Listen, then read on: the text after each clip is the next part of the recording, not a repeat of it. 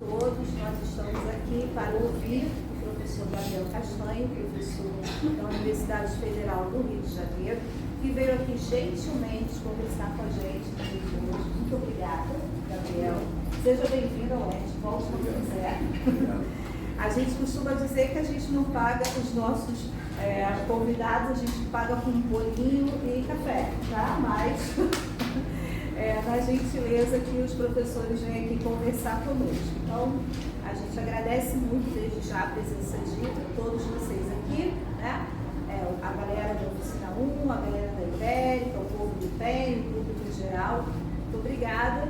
E sem mais delongas, vou apresentar também aqui o meu colega, né, que nem todos conhecem, acho que a maioria estuda de manhã não conhece, mas que eu menciono bastante nas aulas, o professor Wender Veloso, tá? Que junto com o professor Rodrigo Rainha faz parte do PEN-UERJ. Nós coordenamos esse grupo de pesquisa, projeto de extensão aqui na UERJ, com o objetivo de fazer vocês se interessarem por Idade Média, tanto por pesquisar quanto por ensinar Idade Média, tá? Então, muito obrigada novamente pela presença de vocês. Vou deixar o Wender fazer a apresentação mais formal do professor Gabriel. Ele vai ter o tempo que ele considerar melhor para falar, fique à vontade. E depois vocês podem fazer perguntas ao professor, tá bom? Boa tarde, pessoal. Boa tarde. Prazer, né? A maioria de fato eu não conheço, a maioria dos outros que estão aqui. Então, na casa de volta está cheio, eu não conheço os alunos da manhã, né? Na casa de bem-vindos ao sexto de aulas do PEN-UERJ. Então é um prazer que a gente está trazendo aqui o professor Dr. Gabriel de Carvalho Castanho, como a professora Marta já disse, professor de História Medieval lá na Federal do Rio de Janeiro. Ele possui graduação em História, tanto a licenciatura quanto a bacharelado, né? Pela USP, pela Universidade de São Paulo, mestrado também pela USP, o doutorado ele fez na Escola de Altos Estudos de Paris. O professor Gabriel é coordenador de um laboratório de teoria e história das mídias medievais, o Latim, né, que é um laboratório que ele coordena o braço na FRJ, é um laboratório também que existe na Universidade de São Paulo, lá na USP. O professor Gabriel tem associações com pesquisador associado a universidades na França, tanto aqui no Brasil, como áreas de interesse. Um professor que dedica a relações de história, retórica e literatura, nas práticas das escritas medievais, historiografia, semântica histórica, da história dos conceitos, história das emoções, dos sentimentos, eclesiologia, história social da igreja medieval e das humanidades digitais em torno dos objetos e dinâmicas sociais, né? Que inclusive o tempo que eu pedi para ele poder falar para a gente, eu tenho dedicado a isso nos últimos tempos, e a fala dele titulada Os Meios Justificam os Fins, sobre os impactos das ferramentas digitais nos estudos medievais. Então, desde já quero agradecer, Gabriel, por sua disponibilidade e a palavra. Obrigado. Uma coisinha, desligou. Sim, vou chegar ao mais técnico.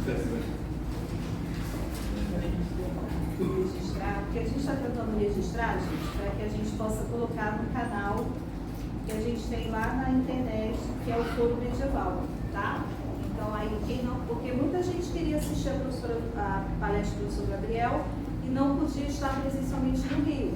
Então a gente está tentando fazer esse recurso para ver se outras pessoas vão poder ter a oportunidade de assistir a palestra, tá? Então acho que agora. Então, boa tarde a todas e todos. Boa tarde. É um prazer muito grande estar aqui. Nós fomos os colegas, a primeira vez que eu ponho os pés no colégio, que é esse dia, desenvolvi há muito tempo, passa pela frente, tem colegas, a minha parceira, a Paula, professora lá da FFP,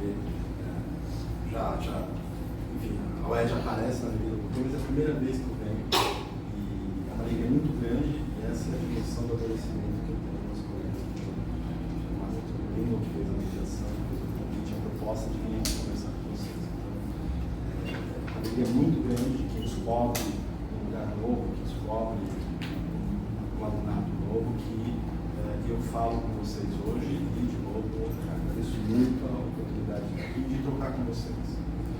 A minha ideia é realmente seguir a dinâmica de diálogos. Então, a gente pode deixar as perguntas para o final, o grosso das perguntas para o final, como o senhor não falou, mas se vocês quiserem em algum momento me interromper alguma coisa, podem sentir à vontade, porque talvez em alguns momentos eu vá discutir alguns temas que não são tão habituais e gerem algumas questões. E tem uma dinâmica mesmo, que eu pensei menos de conferência, de palestra, mais de diálogo mesmo. E vai ter um momento, inclusive, que eu vou pedir para a gente fazer uma pequena atividade juntos. Tá? Eu vou usar um pouco desse recurso, ao mesmo tempo analítico e didático. Mas é isso. Então, é um prazer de fazer mesmo aqui, podendo circular num espaço que eu não conheço, com colegas que já conhecem há algum tempo, conhecem há menos tempo, e poder trocar com todos vocês. Eu queria começar com uma seguinte ideia, pessoal. Acho que todo mundo aqui que está fazendo a graduação de História, se eu estiver falando baixo ou muito rápido, vocês me avisam, tá? Eu projeto um pouco mais a voz. Vocês sabem que por muito tempo se acredita, né? Se acreditava e se acredita, que muda os modos de produção, mudam as sociedades. Né? Então, por muito tempo, essa própria divisão que a gente ainda reproduz aqui no Brasil, inclusive história antiga, história medieval, história moderna, diz respeito à ideia, não somente, mas fortemente, a ideia de um modo de produção antigo, de um modo escravista, de um modo de produção medieval, feudal, e de um modo de produção moderno, capitalista, mercantilista, metalista, enfim. Mas os meios de produção, imagino que o que eu esteja dizendo aqui não seja nada de novo para vocês. Os meios de produção mudam a história. Ou seja, as transformações no modo de produção de uma sociedade, em uma sociedade, mudam a história. A pergunta que eu quero trabalhar com vocês hoje, conversar com vocês hoje é o seguinte: por que justo nós, historiadores, que meio que temos essa ideia como saída, como semente, como pressuposto do nosso ofício, estudar as forças produtivas e a mudança no modo como as sociedades se reproduzem, se produzem, se reproduzem, né? Por que a gente não traz isso para o nosso ofício? Ou seja, se a gente acha que uma sociedade muda quando muda os meios de produção, por que a gente não acha ou não reflete sobre os impactos da mudança de como se faz história no conhecimento histórico? Tá? Fazer história usando material digital, ou que eu vou chamar para vocês, seguindo aí uma discussão, material analógico, impresso, manuscrito, seja o que for. Tá? Por que a gente, de uma maneira geral, nossa disciplina no Brasil e fora, né, considera, ou melhor, desconsidera os impactos dessa mudança? Justo numa profissão que está atenta a isso. Se a gente pensa a nossa profissão como outra qualquer, um trabalho, uma obra, e a gente é força de trabalho, se mudam as condições de trabalho da força da mão de obra e muda a sociedade, por que mudando a forma como a gente produz historiografia não altera a historiografia? Essa para mim é uma contradição profunda em que a gente poderia ficar discutindo aqui várias dimensões disso. Né?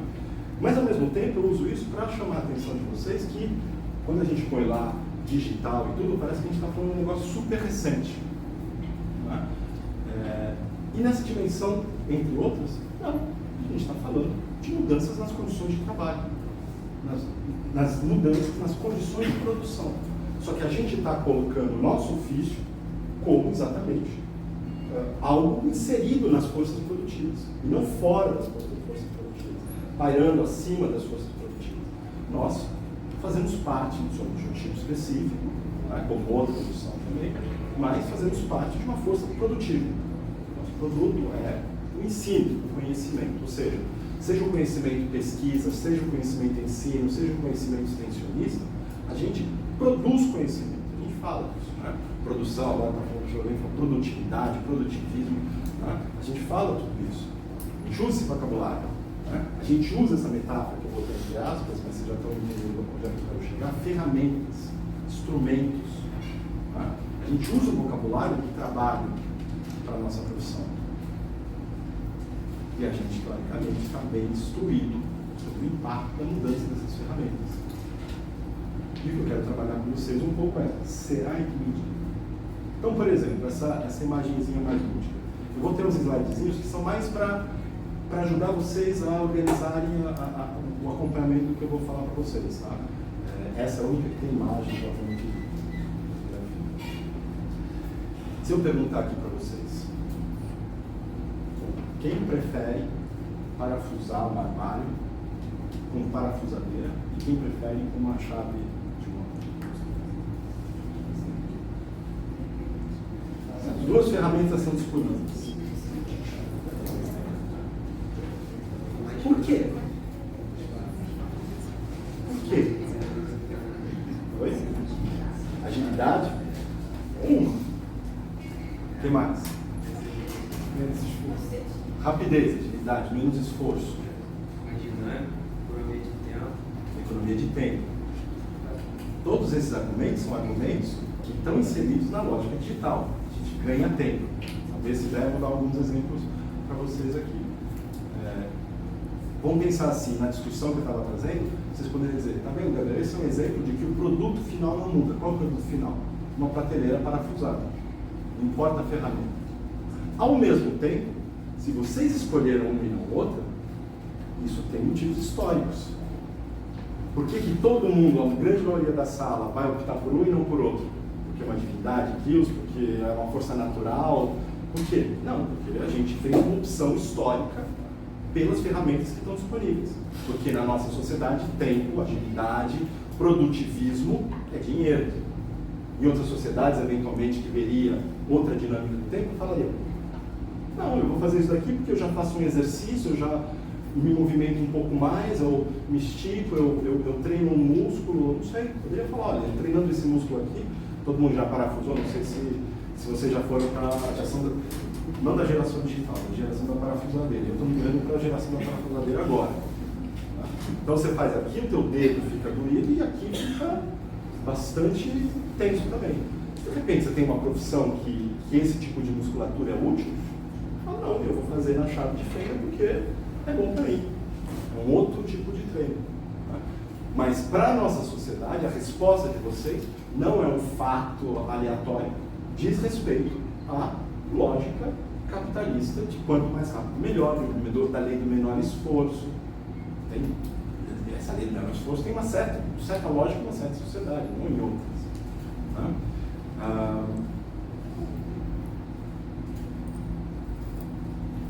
A gente poderia pensar isso para outras coisas. Vamos fazer uma enquetezinha breve. Quantos de vocês, se tem a opção entre a parafusadeira e a chave Phillips, já perguntei, mas se tem a opção entre ler um texto no analógico e ler um texto numa tela, quantos de vocês preferem ler em tela? Levanta a mão, quem prefere ler em tela? E não. Olha que interessante. A parafusadeira todo mundo migrou rapidinho. A tela não. A tela aqui, para o pessoal que vai ver depois, acho que a sala tem não sei quantas pessoas, mas eu diria que não chegou a 10% levantou a mão para dizer que preferiria ler na tela. E por quê? Alguém pode dizer por que prefere não ler na tela? Mais fácil prestar atenção no papel. Mais fácil de prestar atenção no papel. Agora, alguém pode me dizer por que prefere a tela? Olha, nos textos acadêmicos é mais fácil você achar mais barato ou até de graça na tela do que procurando texto escrito. Oi? Eu acho que depende. Depende. Se o livro a gente for muito grande, pesado, aí ele é na tela. Agora, se for folha, tipo 18 folhas, aí já dá para imprimir e ler, depende. Concentração, vamos dizer assim, né? Poder de absorver as informações, uma lógica econômica e tem mais duas mãos levantadas. Aqui depende da tela, porque tem a tela azul do celular, tablet, do computador, e tem a tela do Kindle, que aí já é mais adaptada para parecer com papel e não tem problema de cansar a vista, por exemplo, aí é mais cômodo. Perfeito, tem telas e telas. Para mim, uma coisa boa é quando está no escuro, às vezes eu quero ficar no escuro e a tela funciona. E outra é quando, eu estou numa fila, tem que esperar, puxa rapidinho. No celular, baixa o PDF no celular, puxa rapidinho. Praticidade, vamos dizer assim, a luminosidade também, praticidade. Acho que uma vantagem do digital é o Ctrl F, que você pode ir direto ao que você está procurando. Ctrl F, o famoso vocalizar. É exatamente o que ele falou. Quando estudamos por uma tela, podemos pesquisar qualquer informação, uma palavra que não entendemos, um conceito que a gente esqueceu. É muito mais fácil, muito mais rápido. Fora que vivemos num mundo de produtividade. Então, se eu estiver no trem, eu fico 1 hora no trem. Eu quero estudar dentro do trem. Se eu estiver no ônibus, eu vou estudar no ônibus. Eu posso estudar em qualquer lugar, através da tela. Perfeito. É claro que, pensando em vocês como documentos históricos, não cabe a nós, historiadores, questionar as coisas que vocês falaram. Não é uma lógica do certo ou errado. Tá? São dados que a gente tem que analisar. Por isso que eu fui categorizando. Tá? Mas a questão é essa, né? A gente muda a nossa prática escrita, a nossa tecnologia que media uma informação, porque é isso. Tá? Não sei se vocês já pararam para pensar ou ler alguma coisa, a escrita é uma tecnologia. Tá? Qual que é a tecnologia? Mensagem. Tem uma mensagem, então vocês têm uma mensagem que está ali no texto e vocês querem absorver ela. Aí vocês podem escolher se vai ser no digital, em qual tela, se vai ser no analógico, mas é uma técnica, é uma tecnologia. Certo? Então, o que vocês estão me dizendo, simplesmente há técnicas e tecnologias que são mais adaptadas a passar a mensagem. Pode ser o contexto, pode ser a escuridão, pode ser a fila, pode ser o trânsito, pode ser o tipo de tela, pode ser o tipo do arquivo, se está austerizado ou não, se você identifica o Ctrl F ou não. Se você lê num PDF ou se você lê num Kindle, que você pode, ou similar, para fazer propaganda na internet, similar que você pode mudar a paginação. Mas tudo isso diz respeito a uma questão de saída, pessoal, que é a mesma que eu perguntei no início.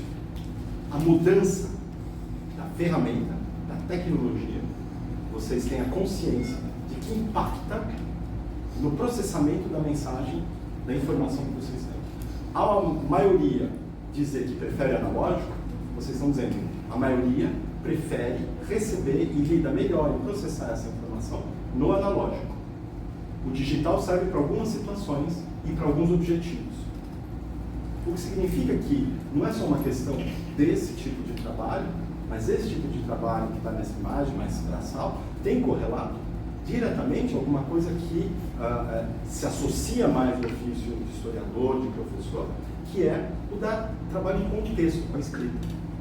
Então, assim, de novo, se vocês sabem, pela experiência de vocês, que existe uma ferramenta de leitura que vai ser mais adaptada do que outras a vocês aprenderem um conhecimento, por que não refletir sobre os impactos dessas ferramentas na apreensão e produção desse conhecimento?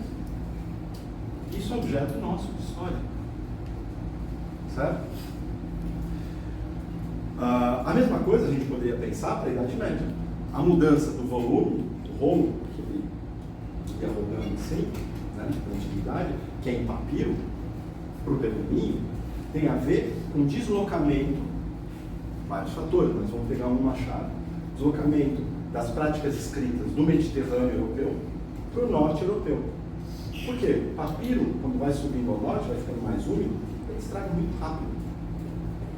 Então você precisa de um outro suporte, de uma outra mídia. O suporte pode ser o papel, pode ser o tablet, pode ser o celular, pode ser o Kindle, pode ser qualquer coisa, suporte. Então o pergaminho vai atendendo a uma necessidade, ou vai se intercalando e se imbricando na necessidade daquela sociedade em que o papiro já não é uma base de registro de informação tão adequado para esse grupo social.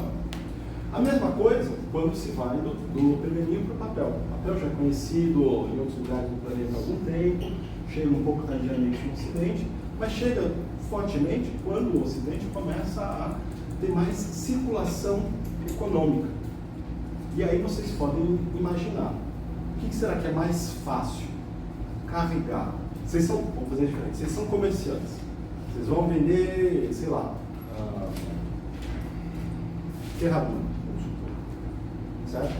Aí vocês têm que carregar ferradura e os instrumentos de trabalho. Vamos supor, nesse caso, o meio estranho que eu estou propondo para vocês. Só que vocês vão anotar todas as trocas, o comércio, enfim, uma série de anotações. Se vocês tiverem que andar com um caderno de notas de papel, isso vai ocupar um espaço e um peso na sua bagagem. Se vocês forem fazer em pergaminho, isso vai ocupar um outro espaço e peso.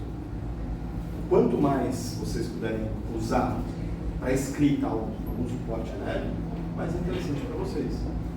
Isso é um dos fatores também que ajuda a entender a entrada do papel no Ocidente. A mesma coisa para escrever. Eu poderia fazer a mesma pergunta, agora que eu vou passar batido, porque daqui a pouco eu vou fazer uma atividade um pouco mais demoradinha. Mas eu poderia perguntar a mesma coisa. Não só ler no papel ou na tela, mas escrever. Vocês preferem escrever na tela ou no papel? Se no papel, a lápis ou a caneta? Por quê? Agora, nesse momento, vocês já devem estar se perguntando e respondendo. Não, realmente, é porque existe uma lógica mais interessante para cá, para lá. Tá? Acho que de saída todo mundo vai falar computador. Eu não sei. Vamos ver isso na prática. Vamos fazer uma atividadezinha nós aqui. Peguem aí, tem no alcance de vocês, as ferramentas que vocês quiserem para escrever. O que vocês quiserem. Tudo aquilo que escreve, no qual vocês podem escrever. Peguem qualquer ferramenta para vocês escreverem uma frase que eu vou falar para vocês. Qualquer ferramenta. De novo, analógica, digital, o que vocês quiserem. Vamos lá. A frase é: os meios justificam os fins. Os meios justificam os fins.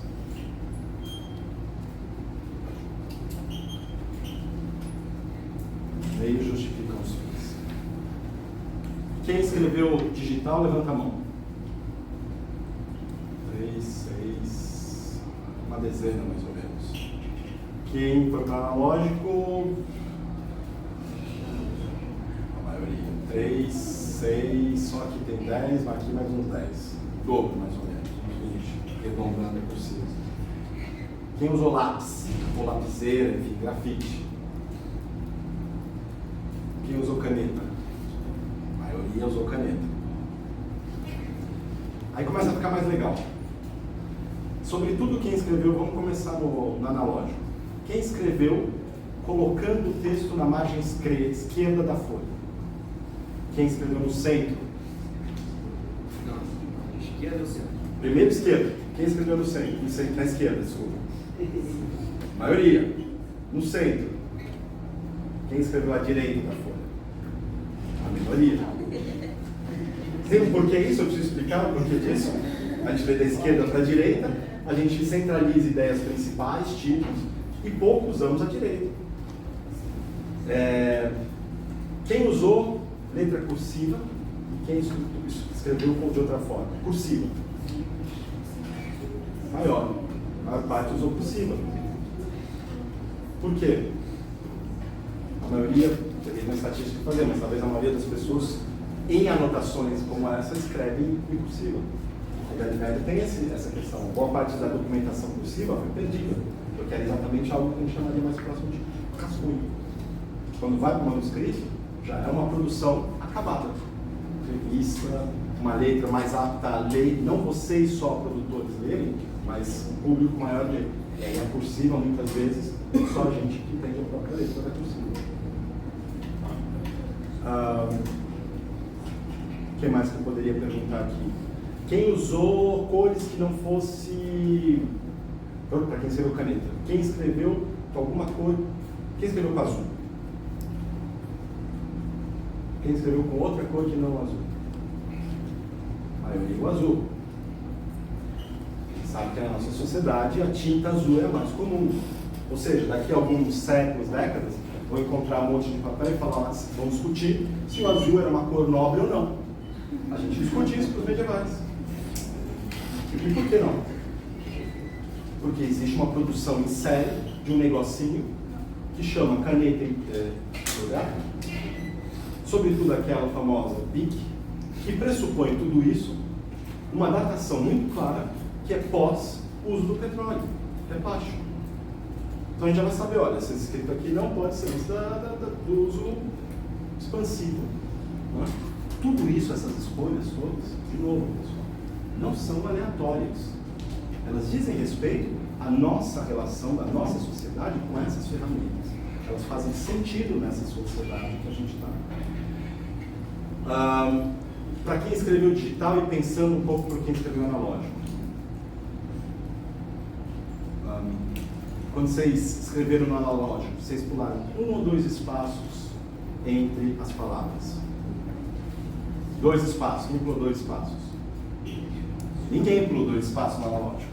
Quer dizer, no digital. Ninguém pulou 2 espaços no digital. Mas se eu comparar todas as escritas analógicas, eu duvido que todos vão usar o mesmo espaçamento. Tem usado o mesmo espaçamento. Duvido. É possível que vocês tenham usado, talvez, no analógico, a mesma fonte, ou seja, o mesmo desenho de letra. Possivelmente algo do campo da Times New Roman, a Arial. Dificilmente alguma letra, como uma que eu adoro, que é uma que chama Garamond. Dificilmente aquela que todo mundo brinca, Comic Sans. Ah, não, mas eu usei aqui, porque é anotação pessoal. Se fosse um trabalho, se estivesse pedindo para fazer avaliação, eu ia fazer. Ou seja, existe um código, a letra não tem nada a ver com isso. É o nosso código social que diz é uma e não a outra. É uma. Porque uma é adequada a um registro profissional, oficial, e outra ao registro, sei lá, informal, como instância. Daí vocês já estão entendendo as duas coisas principais desse título da minha fala. A gente poderia ficar mais aqui. O espaçamento entre cada uma das letras, das letras. Esse ninguém apertou no digital, ninguém disse qual é o espaçamento da letra que tem que ser. Porque o editor de texto já está dizendo qual é. Então vocês não têm que se preocupar com esse item de separação, espaço entre as letras. Agora, quando vocês estão escrevendo, eu quando escrevo em letra de forma, eu escrevo a letra de forma, eu faço espaço entre as palavras igual, às vezes espaço entre as letras, eu faço tudo disforme. Sem contar o famoso revisor ortográfico automático do digital. Tudo isso faz com que, o que eu estou querendo dizer é que se uma boa parte de vocês optou pelo digital, é porque o digital exige menos de vocês, porque ele já vem formatado. Vocês não precisam dizer para o computador que vocês querem um espaço de tal tamanho entre as letras, um espaço de tal tamanho entre as palavras, um recuo de tal tamanho no parágrafo, uma cor, uma letra. Vocês não precisam fazer nada disso. Já vem com tudo isso dado. Que a gente chama em digital de metadado. São dados que não importam na mensagem. Aquela frase, os meios ficam fins, não importa nenhum desses formatos que vocês colocaram para a mensagem. Os meios justificam os fins. Tudo isso é metadado, é dado que vai além da mensagem. Então aqui a gente já vê alguma coisa que eu brinquei nesse título, evidentemente. Né? Os meios justificam os fins. A frase padrão é os fins justificam os meios. Então a primeira coisa é chamar a atenção de que nós, criadores, trabalhamos muito com os meios de produção.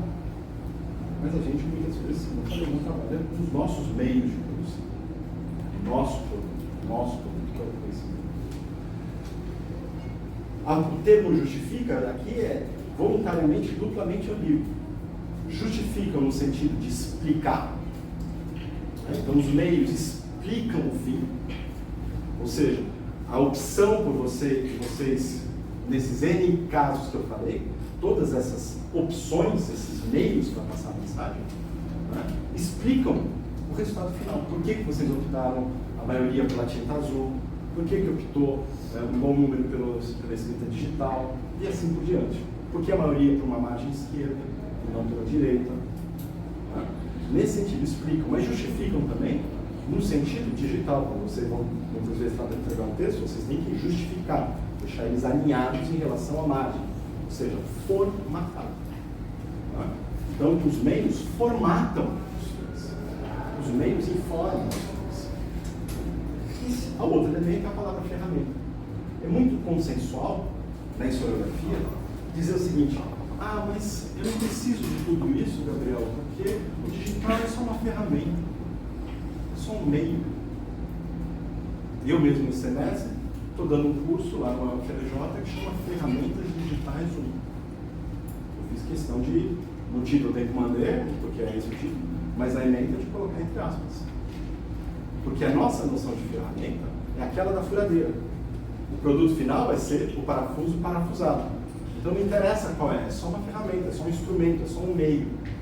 E o que eu estou querendo trabalhar com vocês é a ideia de que esse meio impacta no produto final. Se você vai no mesmo tempo, na nossa sociedade, parafusar um instante ou duas, isso é importante na nossa sociedade. Se você vai escolher uma ferramenta e não a outra, isso é importante.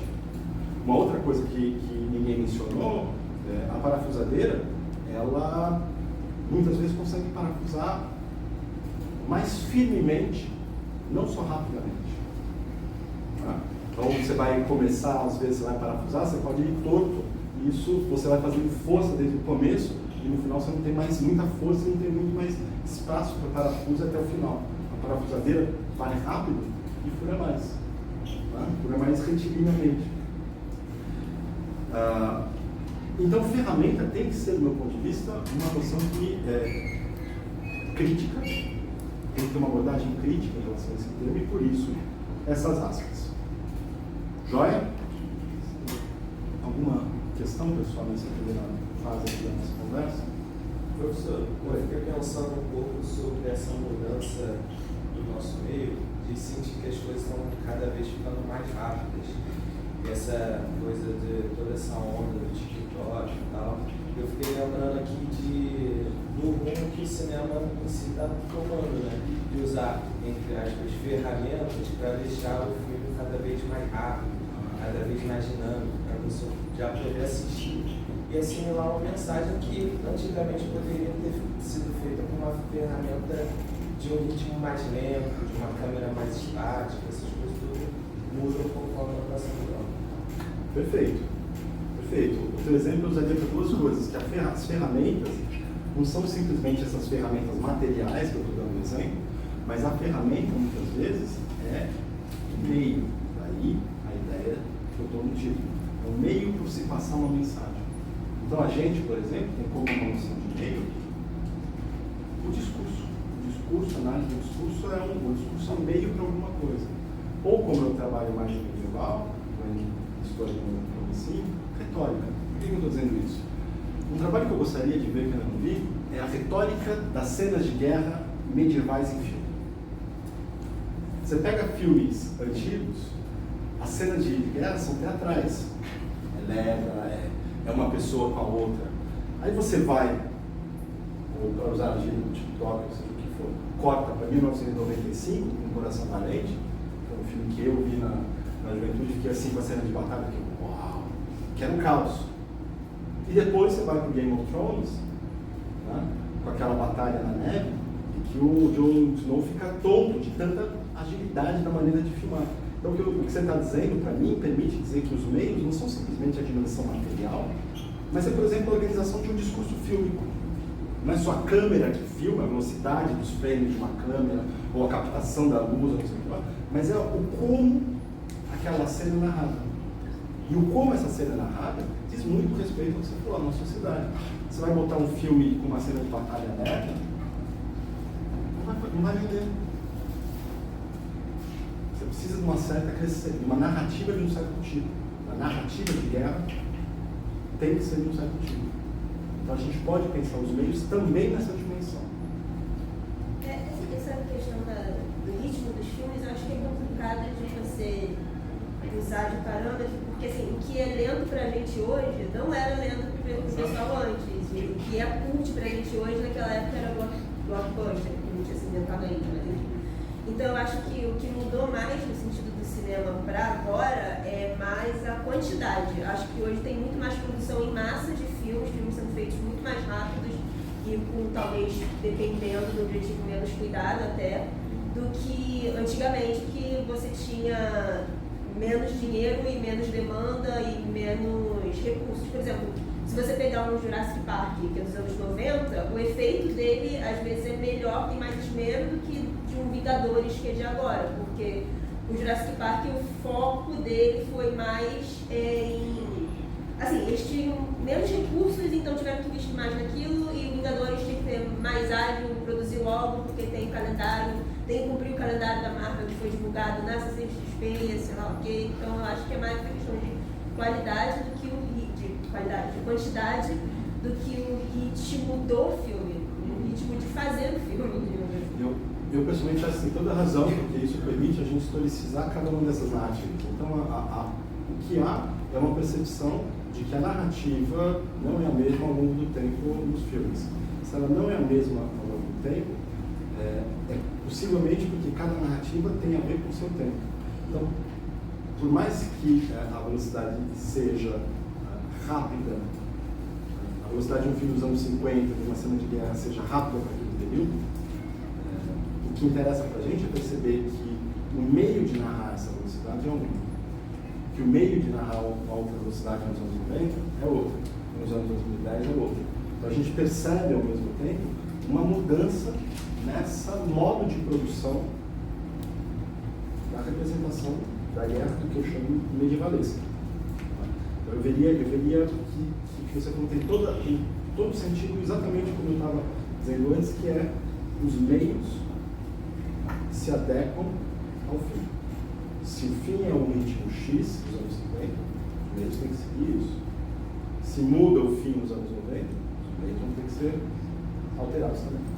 Eu diria por aí.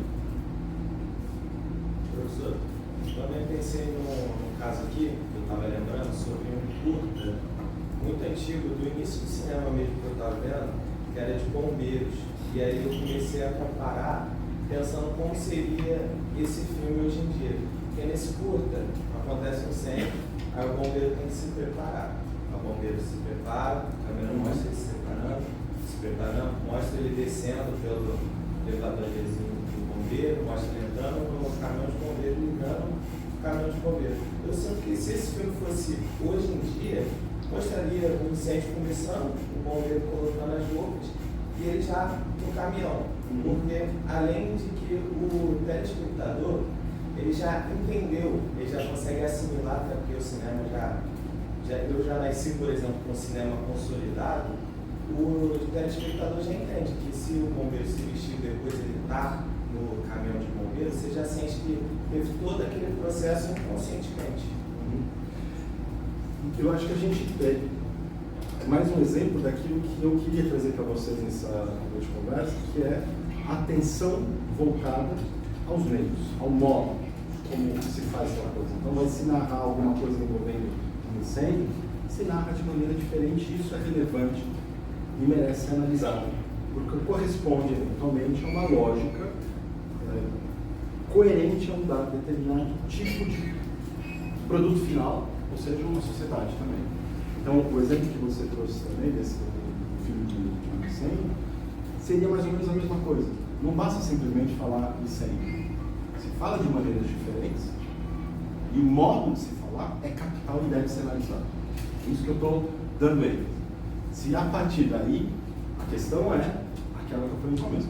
Por quê? Se é tão evidente que os meios são importantes de serem analisados criticamente, por que a gente não analisa criticamente os meios da nossa produção social? Como a gente faz? Se a gente sabe que é importante, por que não? E aí eu só queria trazer para vocês alguns elementos desses impactos. Joia? Alguns elementos desses impactos. Então, assim, aqui eu vou estar dialogando com uma historiografia, com algumas reflexões que não são só da historiografia, são do campo daquilo que a gente chama de humanidades digitais. Tá? Não sei se vocês já ouviram falar ou não, mas é um conceito que já está em voga há algum tempo. né? Explodindo aí no vocabulário já tem uns 15 anos, né? Sobretudo em inglês, mas que tem chegado com força a ponto de que na virada dos anos 2020, 19 para 20, os nossos colegas da Rural criaram um mestrado em humanidades digitais. É uma coisa próxima da gente, né? No Rio de Janeiro, uma universidade que todo mundo conhece, e que está formando já um mestrado sobre isso.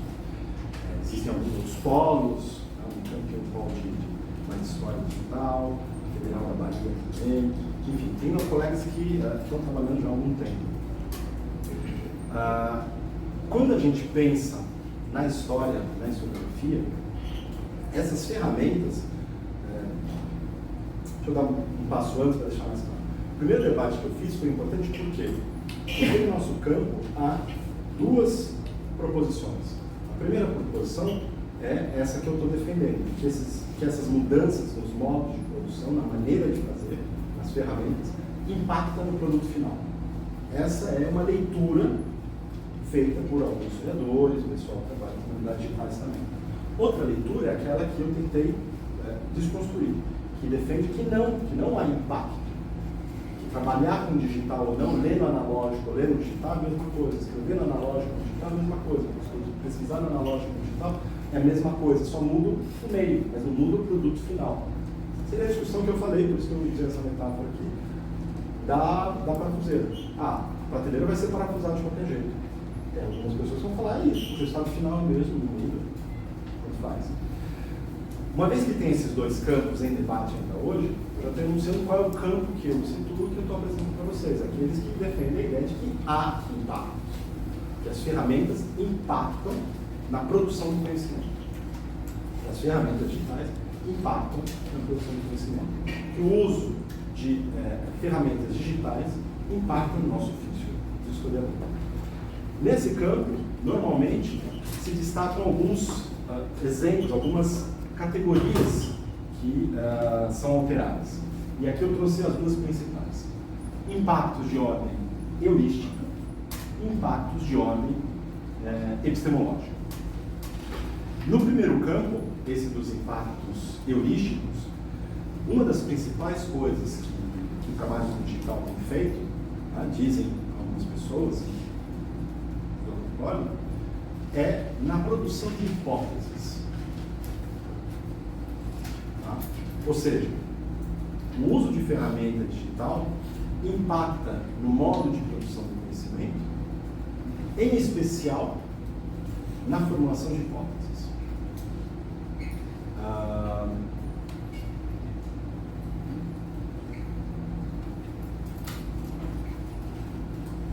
Pensando se eu já vou fazer um outro exemplo aqui ou não. Deixa eu trazer um exemplo que eu usei, que a gente acabou aparecendo na aula que eu falei de ferramentas digitais da semana passada lá na Campo. Se vocês pegarem aquela plataforma de artigos científicos, Cielo, procurarem no Cielo artigos sobre samba, vocês vão ter algumas respostas que são provocativas. Porque vocês vão encontrar, agora arredondando um pouco, o Natan está ali, qualquer coisa me ajuda com os números, ele estava na aula, alguma coisa como vai dar, se você pesquisar em todo o Cielo, toda a plataforma de artigos científicos de acesso aberto, vai dar alguma coisa como menos 150 artigos. 150 textos que falam sobre samba. Desses 150, alguma coisa como 10 tem samba no título. E os outros, a grande maioria, tem no resumo. Porque é só isso que o cérebro procura. Não procura no conteúdo. Aqui a gente já vê muita coisa. Eu preciso conhecer os materiais de busca para saber exatamente o que a gente está buscando. Então a gente vai acessar o Cielo por um tema e vai falar que os artigos não escrevem sobre samba. Não. O Cielo, a marca do Cielo, só procura no título, no resumo e no nome de autor. Inclusive, tem um autor na base que tem o sobrenome samba. Uma dessas 150 entradas é o sobrenome do autor. 148, se não me engano. Mas mais interessante,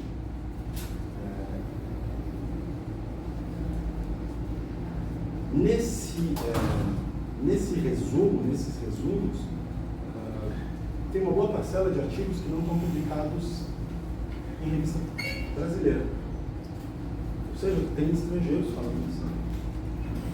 Tem um bom número de pesquisa de samba, e aí começa a ficar as hipóteses mais interessantes, que são artigos no campo que a gente está vendo da medicina, o impacto do samba na saúde das pessoas, se dançar o samba na saúde das pessoas.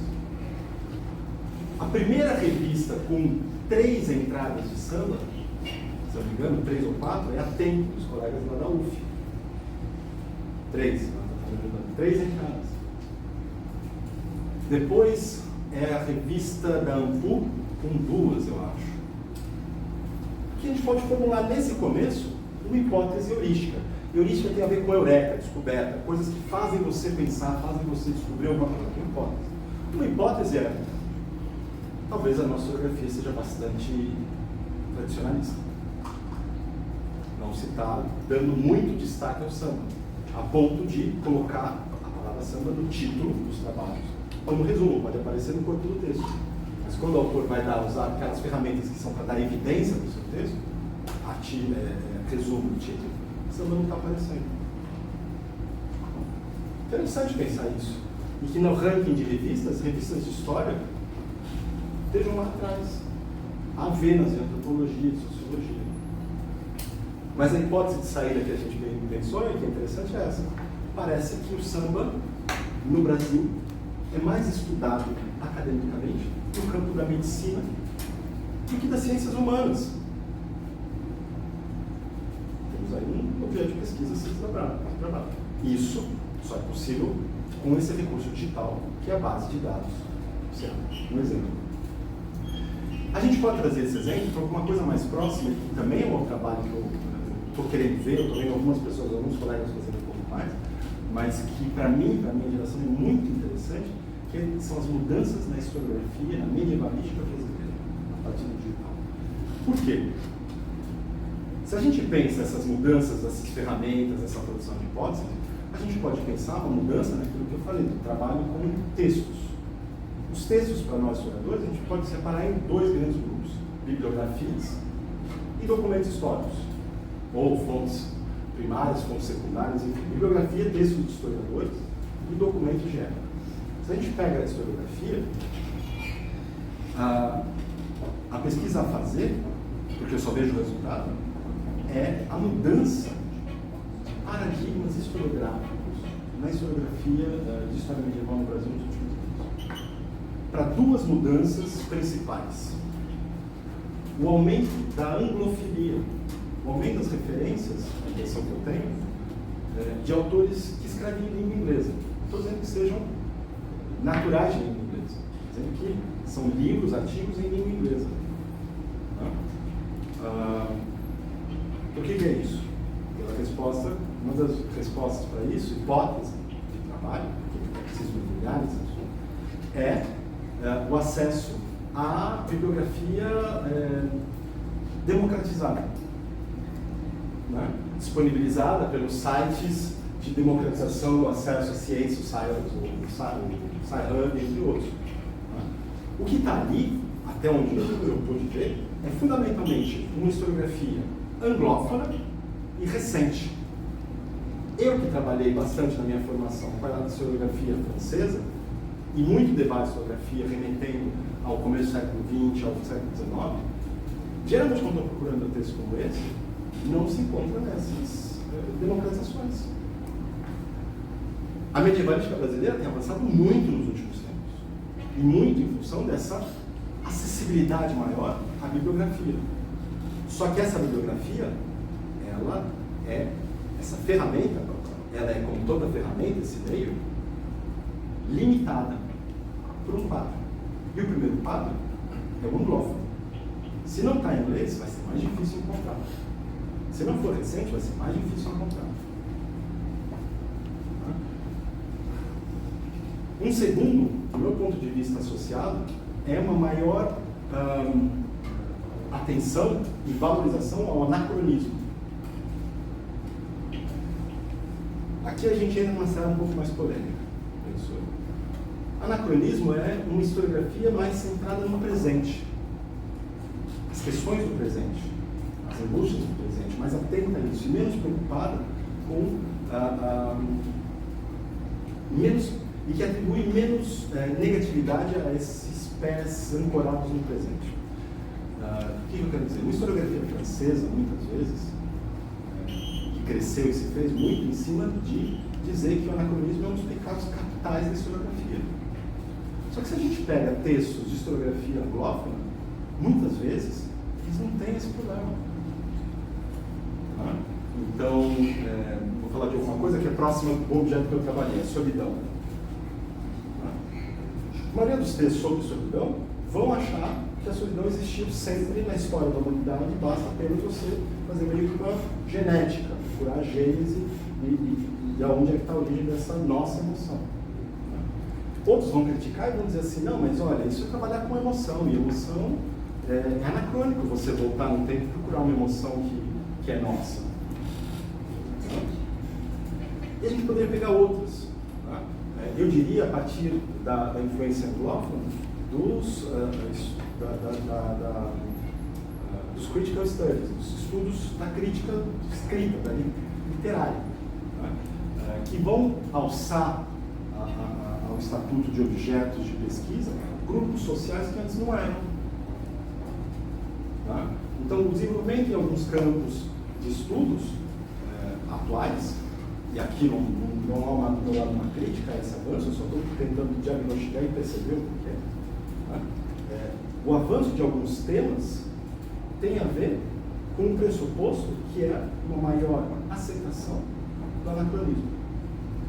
Um exemplo que muitas vezes tem aparecido no debate são os estudos de gênero. Mas se a gente leva o gênero para a Idade Média, é aplicável, não é aplicável, como é que é?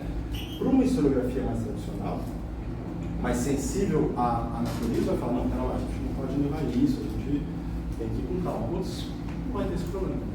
Tá? De novo, pessoal, aqui eu estou no campo das hipóteses, não estou querendo responder. O que eu estou dizendo é que o uso desse material digitalizado, disponível, né, desses acervos de democratização da ciência, colocam questões heurísticas, questões sobre o conhecimento, sobre a medievalística atual feita no Brasil, por exemplo. E como essas ferramentas, essas bases de dados bibliográficas, têm impactado na produção brasileira. E na ponta do iceberg que eu vejo é um maior distanciamento da historiografia francesa e uma maior aproximação da historiografia anglófona. Aqui você já vê uma outra. Tá? A gente só mudou de lugar. Tá? Criticou uma historiografia para abraçar outra, do meu ponto de vista, muitas vezes com uma certa acrítica, e uma certa crítica que passa por isso, perceber que, na verdade, essa abertura e essa democratização, que de fato há, como eu falei, um avanço de acesso à bibliografia, mas ela não é no fetiche do digital de que a gente acessa um mundo total. Não, a gente acessa uma base de dados enviesada, socialmente ancorada no nosso tempo. Essa ferramenta, ela responde à lógica da nossa sociedade, que é muito atenta ao presente, presentista muito forte, né? E de uma língua universal, seria o inglês. Né?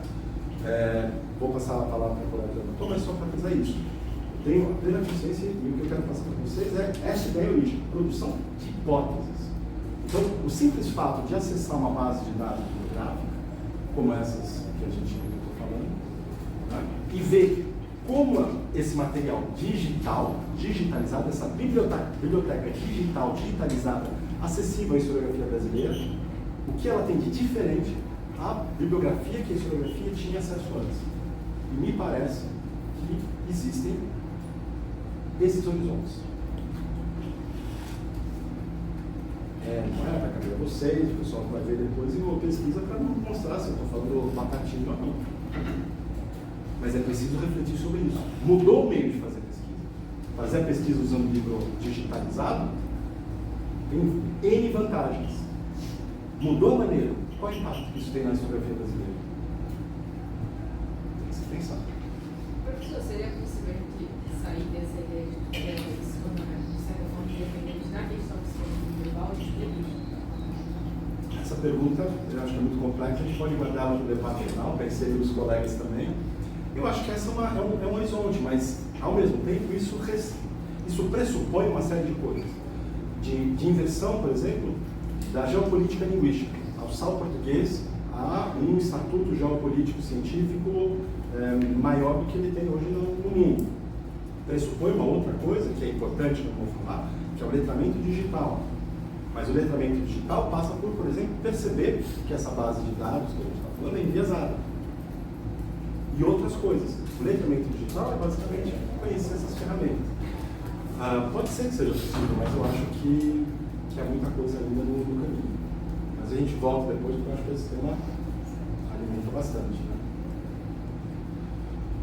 Certo? Segunda dimensão do impacto dessas hipóteses aqui. A historiografia medieval brasileira, tradicionalmente, não trabalha com manuscrito. Porque não tem acesso a esses manuscritos. E a resposta não é simplesmente porque os arquivos não estão aqui, porque aqui não é Europa. Porque os Estados Unidos trabalham com manuscrito há muito tempo. E não teve o período medieval ou ocidental europeu lá. A mudança que tem lá é econômica e tecnológica.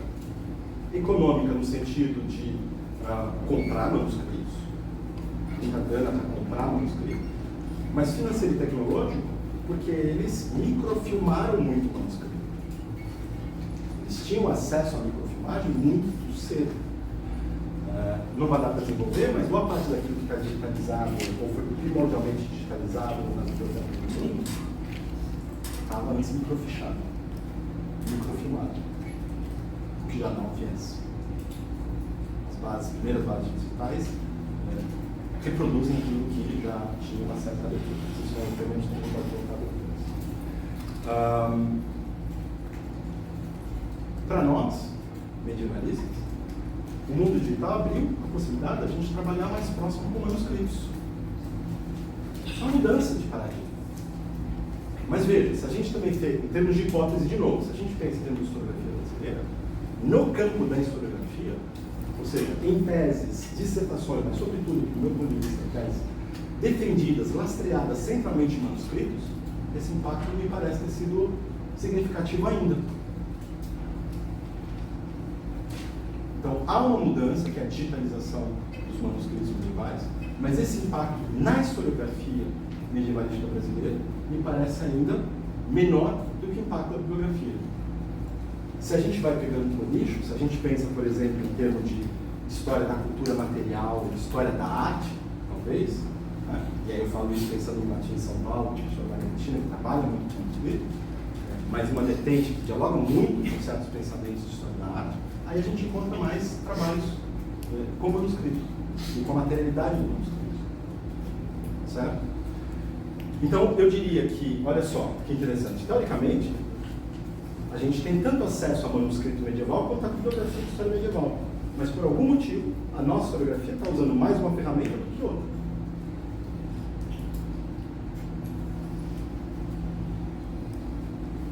Como hipótese final aqui, botaria não só a historiografia, como eu falei lá atrás em relação ao samba, mas a medievalística brasileira é razoavelmente conservadora, em termos documentais. Muito vanguardista na mudança para a bibliografia anglófona, saudavelmente vanguardista, mas em termos das fontes, bastante conservadora. Textos escritos, pouca estudo de imagem, de literatura, manuscrito, de cultura material manuscrita, razoavelmente conservadora ainda dentro desse escopo. É importante a gente pensar nesses impactos. Por que impacto mais em um, menos em outro? Dá para explorar mais um, explorar o outro? Enfim, hipóteses. Joia? Professor, mas essa questão de a gente utilizar mais a questão da parte da bibliografia do que da fonte poderia ser consequência dessa papelagem que a gente tem em relação à literatura ou anglófona ou francesa? Essa também é para mim uma pergunta para deixar para o final, porque eu diria o seguinte, um trabalho que eu acho interessante, porque eu pensei coisa assim, pegamos os editais de pós-graduação de história no Brasil e vejamos quais são as referências bibliográficas. Quantos textos de cunho teórico-metodológico têm escritos por lusófonos? seja, para entrar no programa de pós-graduação, não os textos específicos de tema, mas textos pensando metodologia e metodologia da história, realmente você vai ter ali os tradicionais estrangeiros, não os brasileiros. Ora, a gente tem um campo de história, teoria da história fortíssimo, importantíssimo. Quando a gente vai para fora, a gente vê que exatamente essa formação é um diferencial em relação a outras formações estrangeiras. Porque, isso que eu falei, deixa a linha aberta. Eu acho que tem alguma coisa aí que não é só da medievalismo. Não é? Segundo horizonte de impacto, o epistemológico.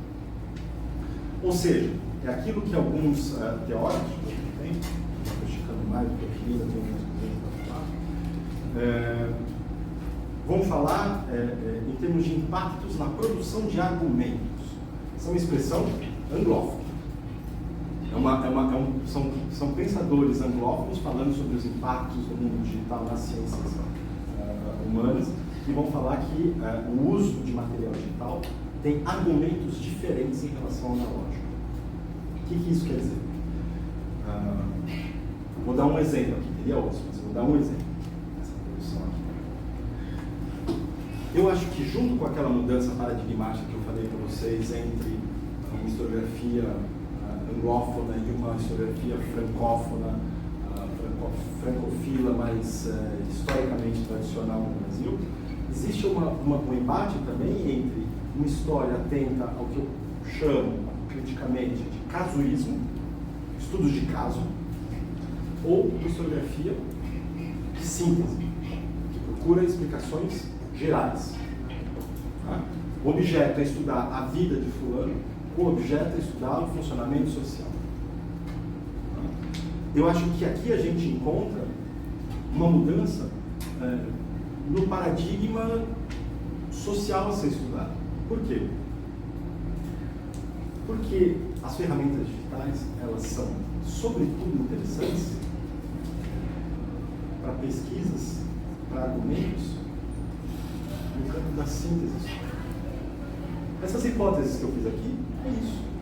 Eu poderia, talvez, sintetizar, se não fosse, enquanto hipótese, eu sintetizei que a historiografia brasileira não é muito atenta a manuscritos. Que a historiografia nacional não é muito atenta a algumas questões. São generalizações, são simples. Pegando algo e generalizando. Aqui vocês estão entendendo a crítica que é feita à abordagem dessa generalização.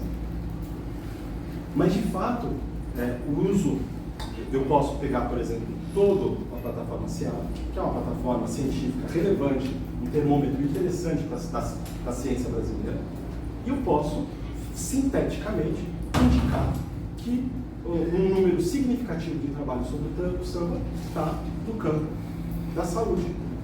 Isso é uma síntese, uma síntese histórica do campo de estudos do samba na virada do século XXI, como o século XXI. Uma síntese, não estou falando aquele estudo, aquele outro estudo, de maneira geral. E o estudo e as ferramentas digitais ajudam bastante nisso, a essa síntese. Aqui, então, esses impactos significariam o seguinte, que esse mundo digital, ele, de certa maneira, poderia se colocar como resistente, como contrário a abordagens pós-estruturalistas, relativistas, personalistas, individualistas, quiçá até mesmo da famosa microhistória. Como é que a gente vai fazer uma microhistória a partir de uma documentação digital? Se o digital permite trabalhar com grandes conjuntos documentais, né? Então, eu falei, o samba e a sua relação com os estudos da saúde. Isso é uma síntese. Mas como é que na microhistória isso é realmente feito? Quais são os campos que de fato estudam ou têm dado atenção ao samba? São todos de fato da medicina? Não são? Qual é a proporção exata? Qual não é? E aquele trabalho que eventualmente se encontra no campo fronteiriço entre saúde e sociologia, por que não psicologia, certo? Aqui eu encontro uma outra dimensão para o documento histórico. Por quê?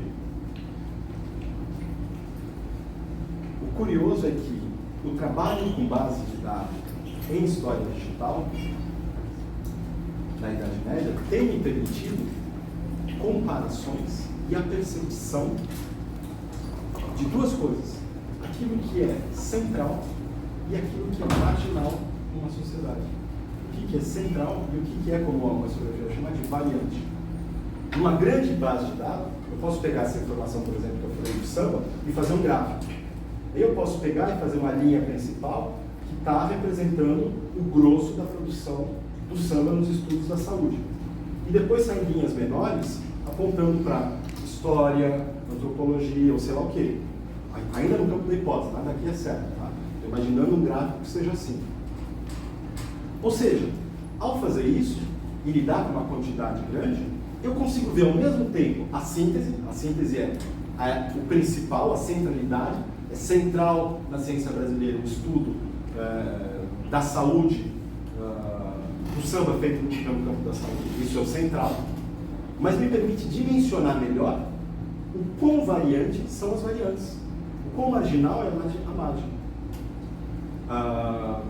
Sei lá, talvez vocês possam pensar isso para mim igual, eu vou dar alguns exemplos de alguma coisa mais próxima em termos de historiografia, mas uma grande questão que aparece para quem trabalha com história medieval e documentação digitalizada é o seguinte: vocês sabem que para um texto, muitas vezes, a gente tem vários manuscritos. E esses manuscritos apresentam variações entre si. Mas quando a gente vai trabalhar com um documento editado, vai pegar a metodologia, só tem lá um texto, uma forma do texto, uma grafia. Certo? Pensar que é uma coisa que tem próximo da gente. Caritas. É com C, é com CH, chamitas. Não é? Se vocês encontram no manuscrito, às vezes, com uma grafia ou com outra, na hora que vocês vão botar no trabalho de vocês vão grafar com qual letras? Quais letras? O editor do documento optou por quais letras para grafar tais letras. Se eu for procurar, fazer o Ctrl F, buscar CA, Caritas, eu não vou achar as entradas se tiver CHA, por exemplo. Isso vai me dar um retorno errado. Ao fazer esse gráfico, eu vou conseguir saber, por exemplo, qual dos dois é central, CA ou CHA, e eu vou saber exatamente dimensionar a variação. Eu vou saber o que é centralidade e o que é variante. Eu vou saber ao mesmo tempo a síntese, o significado principal do termo, certo? E logo em seguida, a relação que essa centralidade pode ter com os outros significados. Então, em termos documentais, eu penso que o argumento que se pode dizer, história em termos de pesquisa, de mudança de paradigma, é que a gente pode calibrar melhor o que é a regra numa sociedade, o que é a exceção numa sociedade. Veja, isso não é pouca coisa a dizer. Há algum tempo atrás a gente viu algumas eleições falando fake news a respeito de casos, fake news completas ou informações pontuais que se alçam um caso único a falar, não, mas isso acontece nas universidades, por aí, tal coisa. A gente perdeu, de certa maneira, uma proporção entre o que é uma exceção e o que é a norma. Porque é quase como se qualquer casuísmo fosse a prova de que não existe regra. Qualquer casuísmo destrói generalização.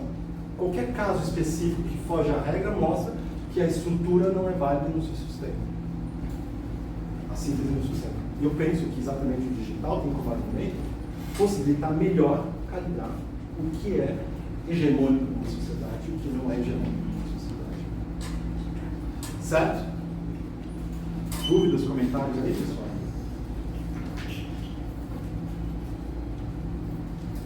Para terminar, eu queria trabalhar com vocês um negocinho que eu produzi recentemente no âmbito de uma colaboração com a professora Ana Paula Pereira e da qual o professor Bênus me participou, que é uma coletânea de textos sobre história das emoções, historiografia medieval das emoções feita no Brasil. E aí lá eu fui escrever um negocinho para falar sobre os estudos medievais das emoções no Brasil. Qual ferramenta que eu fui usar? O Lattes. O Lattes é, ao mesmo tempo, terrível, mas é uma ferramenta que ajuda a gente em alguns pontos. O que a gente precisa, como toda ferramenta, como todo meio, do meu ponto de vista, é conhecer os seus limites. O que dá para fazer, o que não dá para fazer, o que dá para tirar de informação, o que dá para tirar. Então, nesse livro deve sair, espero breve, quanto antes, né? O estudo das emoções medievais no Brasil, historiografias, filosofias, literaturas. Eu procurei fazer esse estudo das emoções no Brasil. Aqui vocês veem exatamente alguma coisa que é importante, que é da onde eu tirei curriculares e a data. Sempre que vocês citarem algo digital, ponham uma data de acesso. Parece banal, mas vamos por partes. Primeira coisa, quando vocês vão citar uma biografia, uma revista, um livro, vocês não põem o ano? Por que vocês vão botar o ano do produto digital? Por que no analógico todo mundo sabe que tem que botar o ano e no digital fala não vou botar o ano que vocês têm? Segunda coisa, mais ainda no mundo digital, é importante colocar essa informação, porque o mundo digital é muito mais dinâmico do que o analógico. Então as informações mudam muito rapidamente e você perde o controle. Então você precisa situar no tempo o momento que você captou essas informações. Se você não situar no tempo, as suas informações não valem quase nada. Porque senão as pessoas podiam tirar da cabeça, não põe de onde eu tirei as informações, e cada um usa o que quer. Botando lá o ano, eu consigo circunscrever o ano, tá? Então eu fiz esse levantamento. Né? E aí eu estou pensando agora exatamente em termos de hipóteses e argumentos interessantes formulados a partir dessa ferramenta digital, que é o Lattes, para procurar a historiografia. Então, eu vou transformar essa reflexão que eu fiz aqui agora em algo mais concreto. Primeira coisa que aparece aí nesses números. Né? Historiadores, pesquisadores com título de doutor são sempre mais numerosos do que os demais pesquisadores.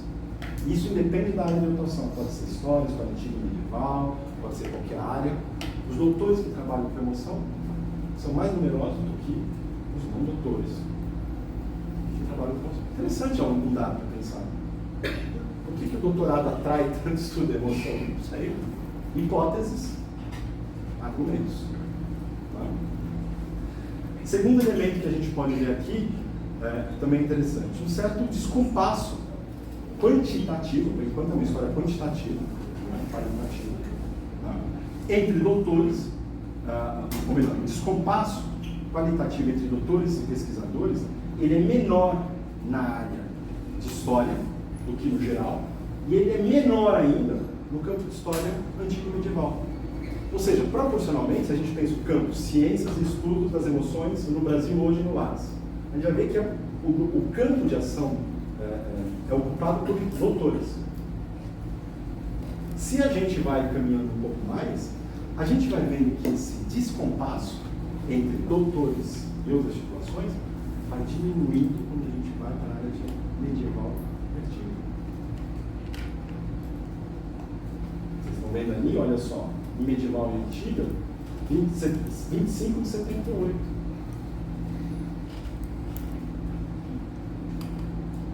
Quase um terço. Quase um terço das pessoas quer dizer, não sei se 78 não. Todo mundo é quase um terço dos demais pesquisadores no total de doutores. Quando a gente pensa ali na expressão por atuação na área geral, é quase 4 vezes, de quase 400 para 1.400. Ou seja, isso indica algumas coisas que a gente pode começar a pensar.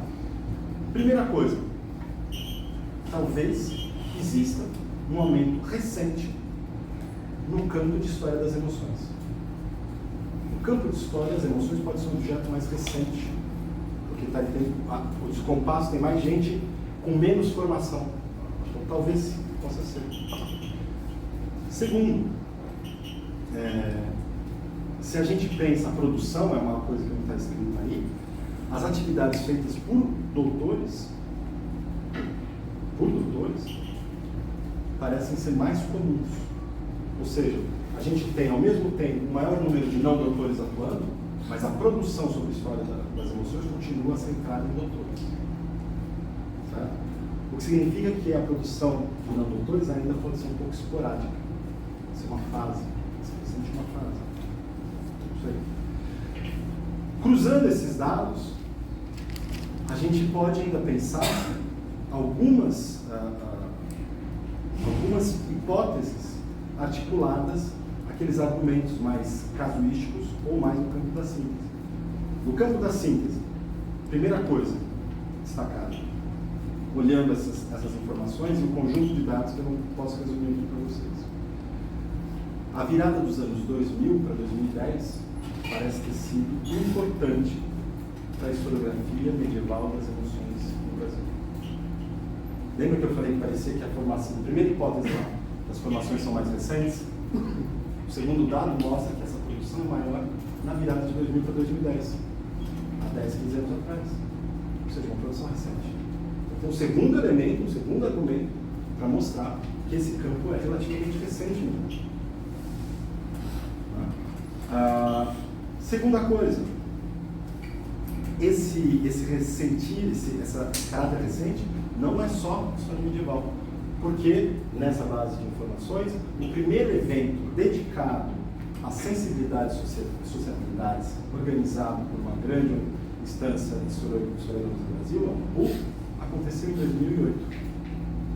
Ou seja, o argumento parece que a mudança da historiografia medieval, da medievalística, anda junto com alguma mudança na historiografia brasileira em geral, para a virada dos anos 2010 e 2010. Não está aqui no texto, mas essa mudança acontece em outras regiões do mundo ainda no século XX, 1995, 2000, ali começa. O Brasil, mais recente.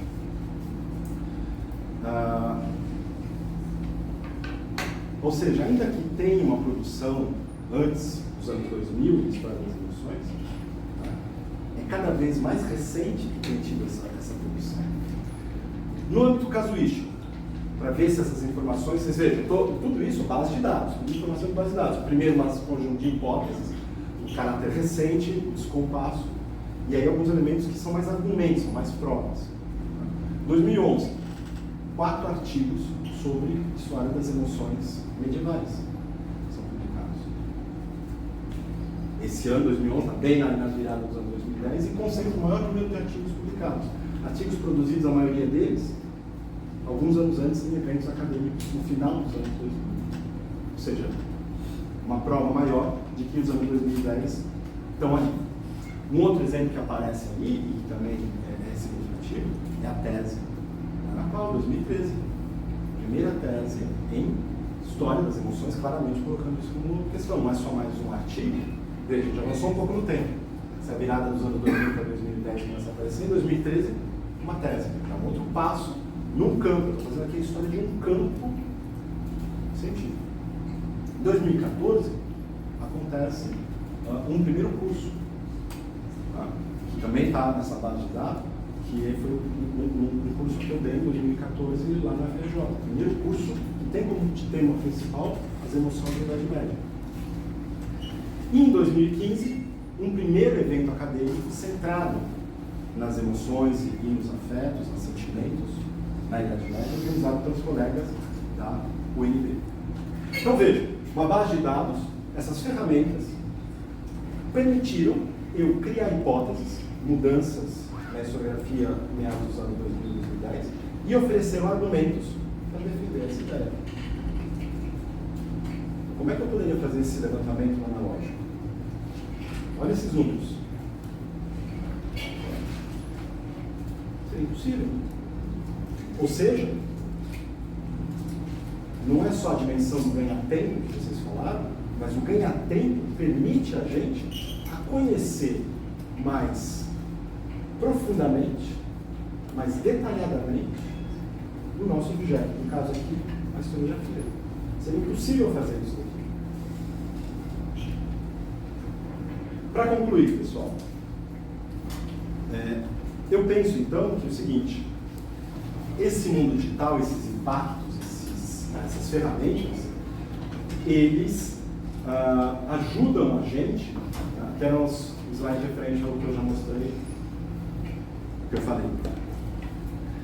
Mostra o seguinte, que esse digital, ele facilita visões globais. Foi o que eu fiz aqui com o campo das emoções estudados por medievalistas.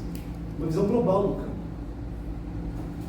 Mesmo os argumentos ainda são globais, precisa entrar e ver com mais calma, avançar e tal.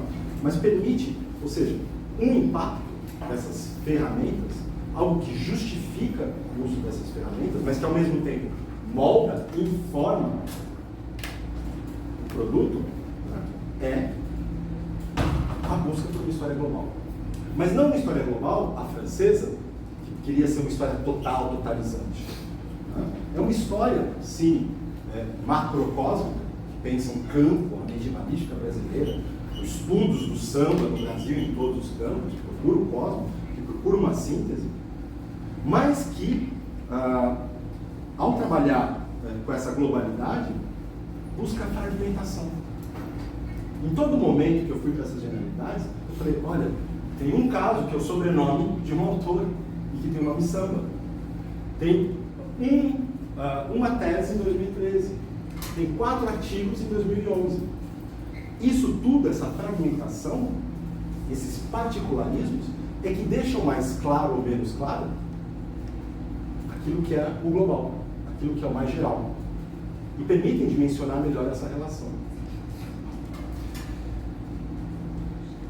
O segundo, que é esse daqui, dos meios, dos fins, retoma, e aí eu vou encerrar essas perguntas que retomam assim, esse massivo, o começo. Os meios produtivos, a incluir do conhecimento, importa. Como a gente produz o conhecimento, importa. Porque os meios justificam os fins. As ferramentas explicam os fins. A ferramenta Lattes explica os fins que eu alcancei.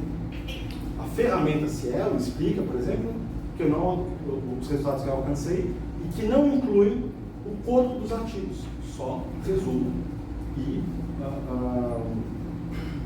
título. Em suma, tudo isso é importante porque os modos de produção devem ser informados, ou seja, ditos, anunciados, instruídos. Ou seja, quando vocês usam digital, falem que vocês usam digital. Talvez um argumento mais de base seja o seguinte: se vocês não falarem que vocês estão usando digital, não vai ter financiamento para digitalizar material e, consequentemente, vocês não vão poder mais usar digital. Porque as pessoas vão olhar e vão falar assim: ah, não, mas eles estão continuando a usar o analógico. Então, citem o digital, porque impacta na pesquisa, porque é importante epistemicamente, heuristicamente, mas também para poder alimentar a produção de material digital.